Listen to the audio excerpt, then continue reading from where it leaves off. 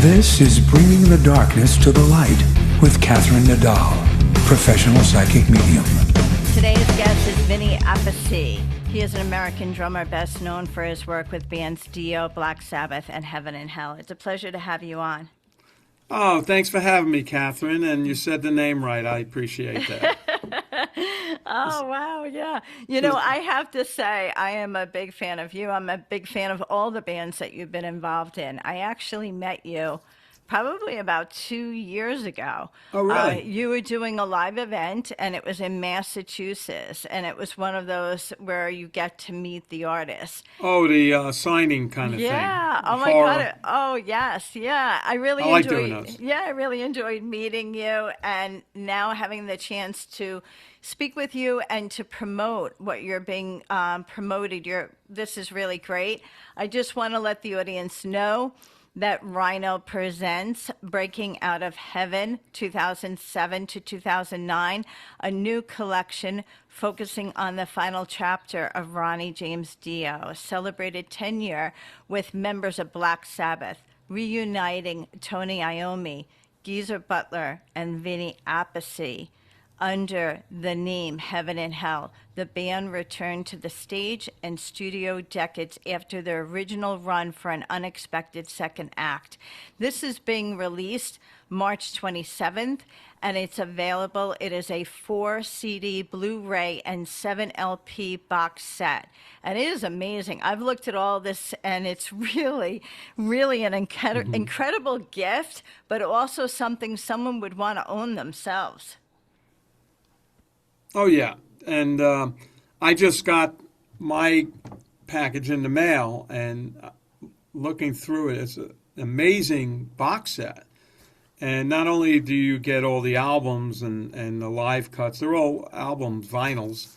There's a tour book in there from the last tour we did. And then there's a book in there with some amazing pictures and stories, but the printing on it is just superb. It's so clear. It's high-end pictures in there. It's gorgeous. I was even impressed. So, well, you should be. It is beautiful, and the coloring. Coloring. Just the coloring on it. Just so the audience knows, the visual on it. It's kind of like a deep red, almost a maroon, with kind of black in the background, and it says Heaven and Hell. And then if you look really closely, at least with my eyes, it almost looks like there's bat wings going on behind that graphic. So that's very impressive. If you look really, really close, it says devil. Does it really? No, I'm kidding. I was going to say, I would believe it though. But yeah, so this is really great. Just so the audience knows, the featuring on it includes The Devil You Know, live from Radio City Music Hall, and Neon Nights, 30 Years of Heaven and Hell, live at Rockin'. So let me just find out how you got involved with this promotion and how this really came about. Well, the promotion set up by Rhino Records, and Rhino's great as putting some special things together. Actually, it was Rhino who back in 2006 wanted to put out a compilation album of the Dio years, Black Sabbath, the Dio years. And they also came up with the idea of what if we include a couple of new songs? So they asked Tony, Geezer, and Ronnie, what do you think? And they liked the idea, so they got together and they wrote 3 new songs, and they were going to record the songs with Bill Ward, the original Black Sabbath drummer. And Bill, it didn't work out after a while, and it was taking too long, and so they decided, well, let's call Vinny. I played with him before. So they called me, and I came in, and I went to England, and we finished up the tracks, and we got all the 3 songs recorded very quickly. And we didn't rush it or anything, but it was just I'm fast. And I knew the songs after I listened to them for a bunch of times. So they started the whole this whole project in the beginning. And then it went so well, they said, well, let's do a tour. So in 2007, we did a tour, and we had people like Megadeth and Alice Cooper opening for the band, a couple other bands too along the way. So that led to that tour, which led to a second tour, and in between that led to the Devil You Know album, because it's like, well, we did a great tour. Why don't we? Things are going good. Let's write an album, and that's The Devil You Know. And that came out, and then we toured, and then toward the end of that, that's when Ronnie was diagnosed with stomach cancer, and the rest is history. He passed on, unfortunately. So that's how this started. So that's how I became involved in it, because once I was, asked to join the band, we just kept going. And I played on a couple albums before that in the 80s and the tours, and so we're like family, So Yes. it's pretty good. Wow. That's amazing. I didn't realize the whole history of that and how it all came about. To me, it's really neat to have this come out now. Because there are, just recently we've kind of all experienced Ozzy Osbourne in July and seeing him on stage, and then quickly right after he passes. So the whole Black Sabbath and everything is really fresh in everyone's mind. The fan base never left. None of them ever left. No. I mean, they're still alive and well. I mean, they're all there, Yeah, the thing with Ozzy, that was like a big, big thing, and then he just, everybody said that was like his wake. He couldn't stand up, but he was there, and then thereafter he just passed away. Like, all right, I'm done. That's it. But the music stands up because when they first started Black Sabbath, it was a whole different kind of music. It was very heavy and very dark and tuned down, And Tony Iommi, the guitar player, he worked in a factory, and he had 2 fingertips that were cut off in the factory he worked on. The doctor said, you'll never be able to play guitar because you're missing your fingertips. And Tony said, no, I'm going to play guitar, and he made thimbles so he could play. Then he noticed he could tune the guitar down, loosen the strings, easier to play. But he started a revolution with that. He didn't know it, but everybody went, wow, what's that sound? And then everybody started doing the same thing, tuning down and making it heavier. And so they just started a whole new thing in rock. And these songs they wrote, Iron Man, Paranoid, they're all classics, and they'll never die. And they created the foundation of heavy metal. Yes. I've listened to both of the books that Ozzy wrote on Audible, and the person that actually reads the words sounds so much like Ozzy himself that it's pretty incredible to hear those stories being told with the accent and everything like that. But Ozzy did speak of those early days and about how the band was kind of misconstrued because they really weren't devil worshippers or anything like that. He was always throwing the peace sign up, and he was always, that kind of a thing. So he kind of depicted, that he felt that somehow, that people got the wrong message at certain points. I'm laughing because if you look at the old pictures or the first album cover, the pictures, they're long hair. Geezer's got the mustache, and they got these big crosses on. And they're standing in front of this old, spooky-looking building with some girl in the background. It looks like she came from the graveyard. And so no wonder people thought these guys are devil worshippers or they're evil or whatever. With the crosses, nobody wore crosses like that. Yeah. Back then. So he tells a funny story in one of the books. He said that he was staying in a hotel room and he walked out into the hallway and there was a group of people sitting in a circle with a candle, and he jumps into the circle and and they're waiting for him to do something. So he starts singing happy birthday. Like, he was like, I'm not doing this ritual. I'm just going to sing happy birthday. So you really, I had never met him, but to read these stories and to hear his recall of his life, you really felt like the reader actually felt like they kind of got to see a glimpse of Yeah. Ozzy. Yeah.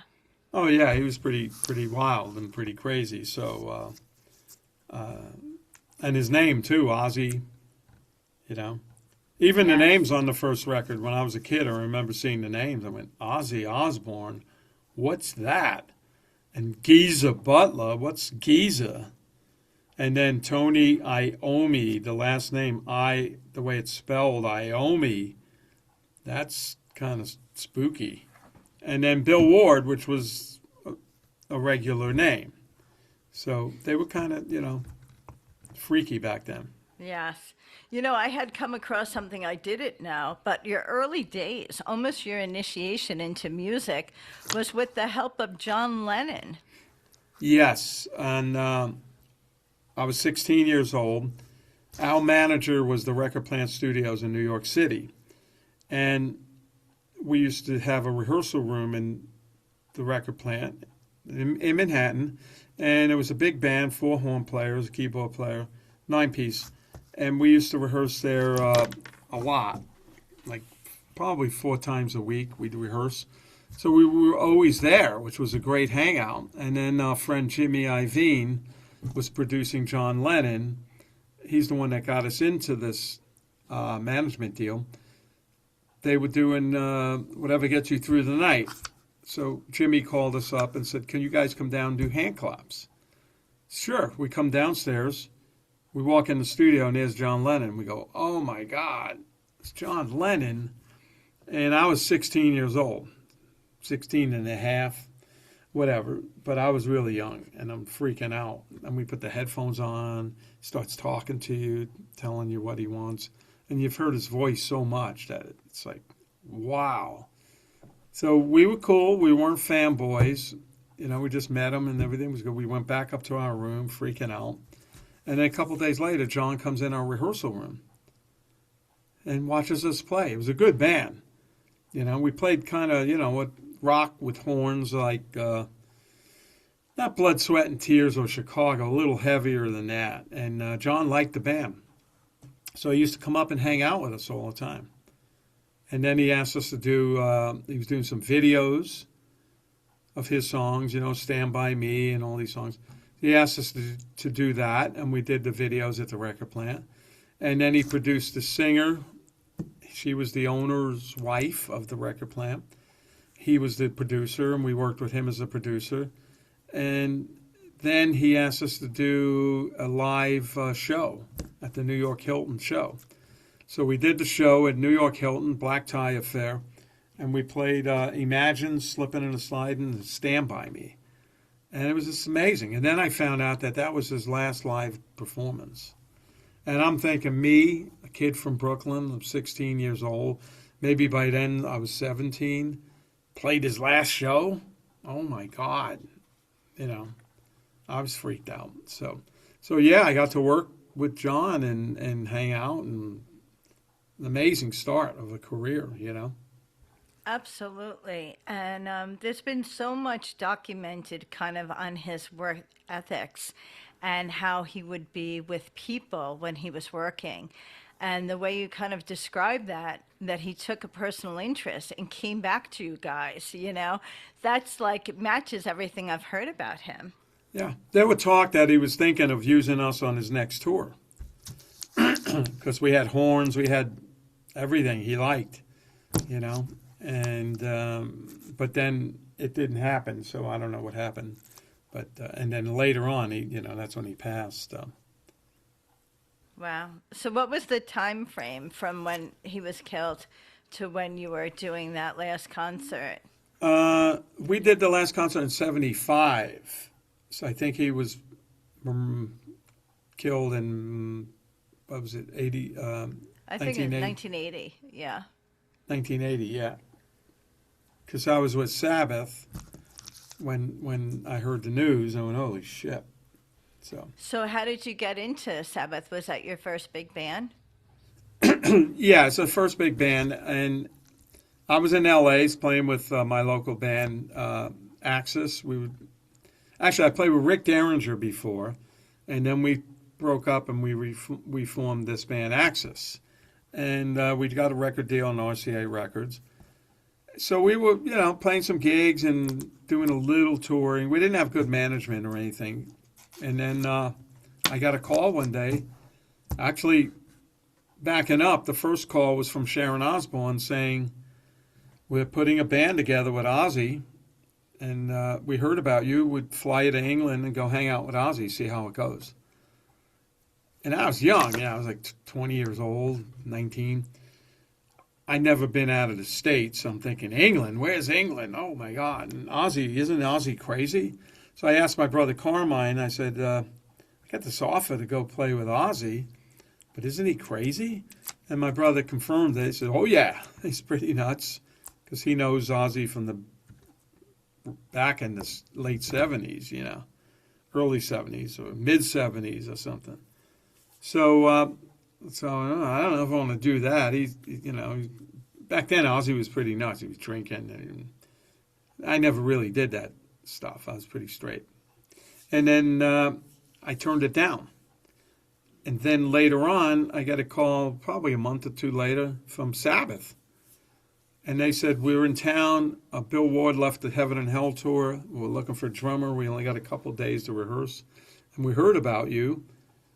And you want to come down and meet Tony Iommi at the hotel in Hollywood." I said, "Okay." Because that was easy. He's right in Hollywood. I lived in Hollywood at the time. So that's what I did. I met Tony. We hit it off. He had the album I did. With my band Axis. He liked it. And then he invited me to come down to the rehearsal the next day. And we played, and that's how I got in the band. But when I got in the band, it was until they thought Bill Ward was going to come back, and rejoin the band, and then I would be finished. But Bill Ward never came back.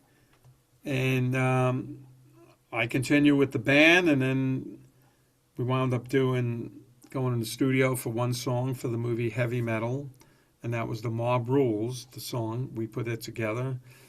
It was written actually at John Lennon's house after we passed. There was a studio there, and we went in there, and we had 2 days, and we worked on the song, recorded it, finished it all up. And it was at John Lennon's house where he did the video Imagine, in the white room and the white piano. There was the room there. You look in, you go, wow, there's that room. So that's how I joined, Pretty cool. That is really cool. It's almost a little surreal to think that you just start out. Like you said, you grew up in Brooklyn, right? You start out and you have, instant, amazing, notable people in your path. It's incredible.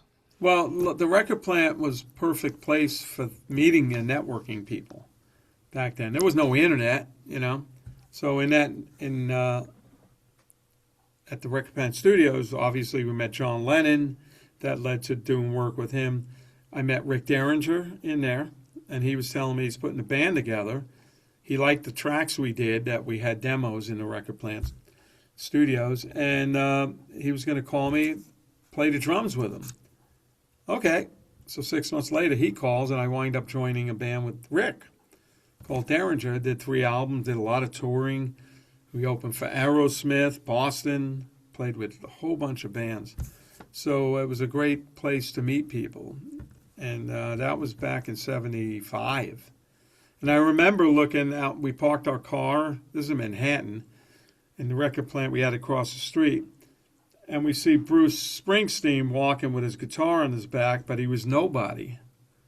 He's doing his first record at the record plant. I think he took the train into the city. And we go, "Hey, Bruce, how you doing, Bruce?"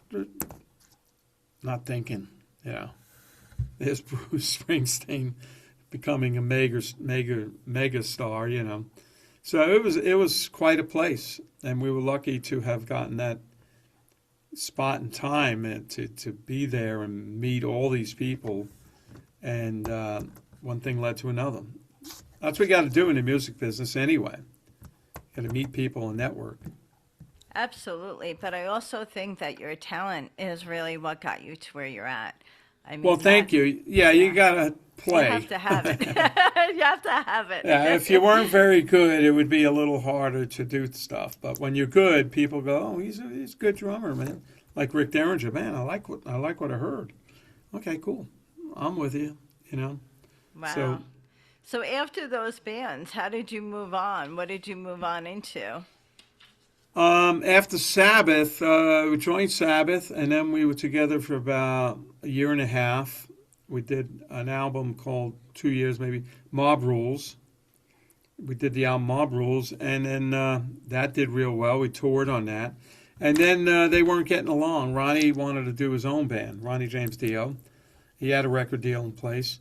So Ronnie said, I'm going to leave Sabbath and do an album, with my own band. And I'd like you to join me. But Sabbath wanted me to stay. Ronnie wanted me to play with him. So I thought, it'd be a lot more fun and exciting to start something new with Ronnie, who's the great singer. And we got along so well. And plus, he's in California, and that's where I lived. Tony and Geezer were in England at the time. So I chose to leave and go with Ronnie and start the band Dio. And then once we got the band going, we did an album called Holy Diver, which did really well. It's still going on today. And we did an album called Last in Line. And that's still going on as well. So we did well. And eventually we got back together with Sabbath, after a while. And it went back and forth. And then we left. And then there was another time, which started this version of it, we got back together again when the Dio Years album came out. So history repeated itself. Yes. And then the band Heaven and Hell was formed out of the Dio guys, right? Yeah, well, Heaven and Hell was, we got back together, and then at that point we had enough material of our own to go out and do a tour and not play the old Ozzy songs from Black Sabbath. So they decided, let's call it Heaven and Hell to differentiate from Black Sabbath. And we're going to go out, and then Ronnie's singing, not Ozzy.